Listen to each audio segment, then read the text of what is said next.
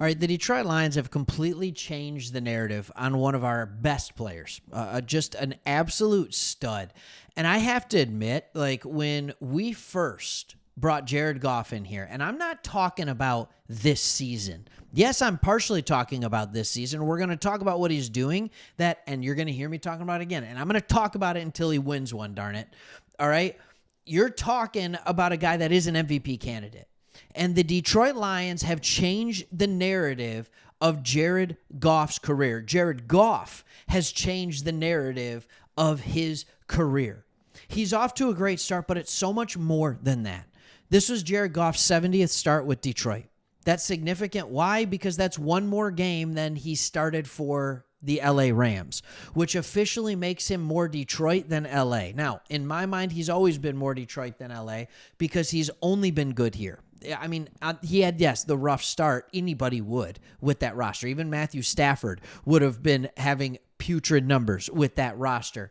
But he has gotten significantly better, and he has continued to be good, but he has completely changed the narrative. So first I want to talk about the MVP candidate. Then I want to talk about what he's done throughout both, all right? But actually, you know what? No, that's not true. I'm going to talk about what he's done, and this is kind of crazy. Jared Goff, through 69 games as a Rams starter, was 42-27. All right? He was 0-7 to start that game. In his 69 games as a Lions starter, he's 42-26-1. He's a half a game better as a Detroit Lion. I love this stat because not only is he more Detroit Lion, but he was slightly better as a Lion. They sent him here to die, and he ends up being better. That's how good of a match him and Dan Campbell are. He was 3-10-1. So again, similar, 7 games in the tank is what he started. And then he ended up making himself a very, very good player.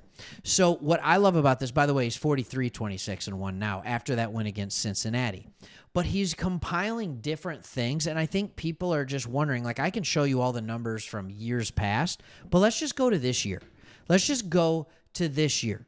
If you look at Twitter from the Detroit Lions PR, all right, they said this: the only QBs in NFL history to complete 75% of their passes, throw for 12-plus touchdowns, and total a passer rating of 120 through the first 5 games of any season are Jared Goff and Peyton Manning. Jared Goff and Peyton Manning.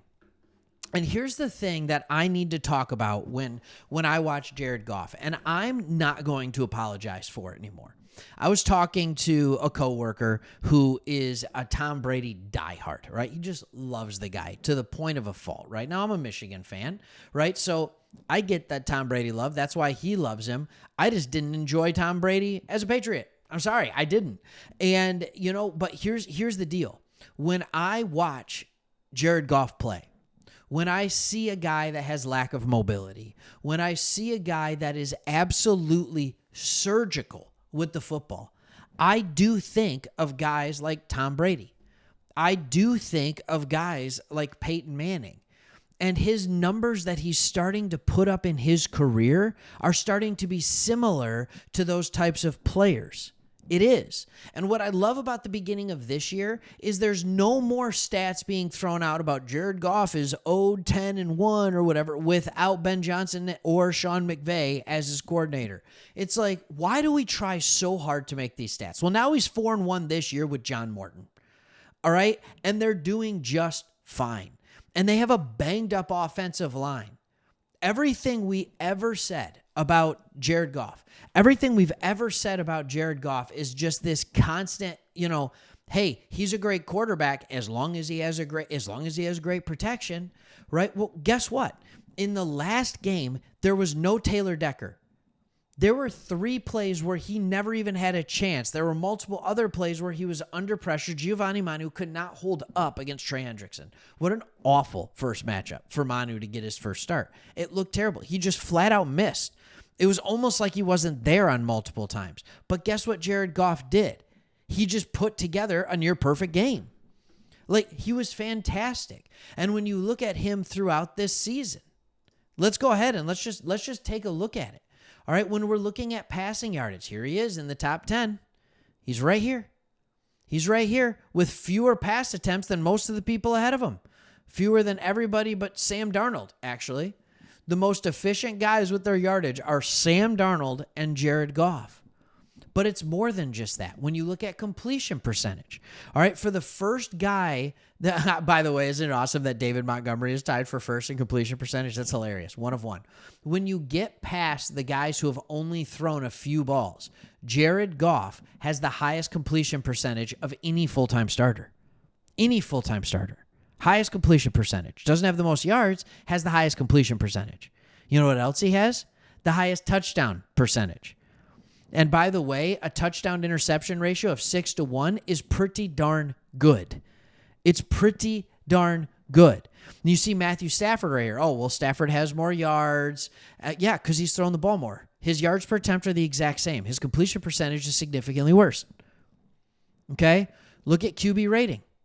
When you look at Jared Goff, the only quarterback who has a higher QB rating than him through the year is Lamar Jackson. And by the way, in case anybody is wondering, Lamar Jackson has the highest QB rating, passer rating of all time. Ever. Like, that's what he is for a career. He is the highest of all time. But when I have him lined up here next to Lamar Jackson, let's go zoom in on a couple of things. Lamar Jackson has been sacked 7 more times in 1 less game. Lamar Jackson has 64 more sack yardage against him than Jared Goff. Jared Goff is not mobile, but he also doesn't get sacked in an inordinate amount of times because he has the ability to get rid of the ball quick and because he uses his eyes to be quick. It's the same as Tom Brady was. It's the same.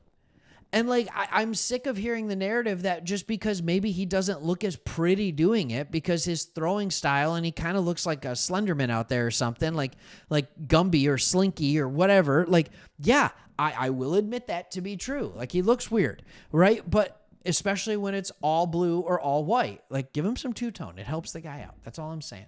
But we can't argue with the fact that he continually finds the open receiver. Or he throws open a receiver. Or like he just knows his limitations and he knows how to use his mind to get through it and progress and read quickly. I am glad he's our quarterback. People always say, who would you rather have? Would you rather have this person? Would you have... I am hard-pressed to pick anybody not named Jared Goff. And you know it with me. So yeah, I'm going to make the case that this guy needs to be an MVP candidate. By the way, the Detroit Lions just set an NFL franchise scoring record through the first 5 weeks of an NFL season. Like, are you kidding me? Like, you get a new coordinator, you're still fantastic. New offensive line, you're still fantastic. Like, it's just... And yesterday they had to deal with losing Khalif Raymond partial way through the game. Like, it just doesn't faze this guy. He's without his left tackle. He just keeps making plays. And so I'm all in. I can't wait to see what happens against Kansas City. That's a legit defense. That's a very legitimate defense, and they have an offense that's kicking into full gear. If we can find a way to go win at Kansas City while being hurt, because you know DJ Reed's still going to be out, Terrion Arnold might be out. Like, I haven't heard all the updates on these guys yet as I'm recording this. And we'll talk about that as we go into the week. But let's just keep loving us some Jared Goff. That's all I have to say. I want some Jared Goff love, all right? Some Jared Goff love. And by the way, he had a baby right before the season. He hasn't let it affect him. Love that. Love that. Like, I'm sure he's being a good dad, but I love that he's continuing to play well for his team and provide for his family as a quarterback. You know, it's just great. You can do it all. All right, thanks for watching. See you in the next one.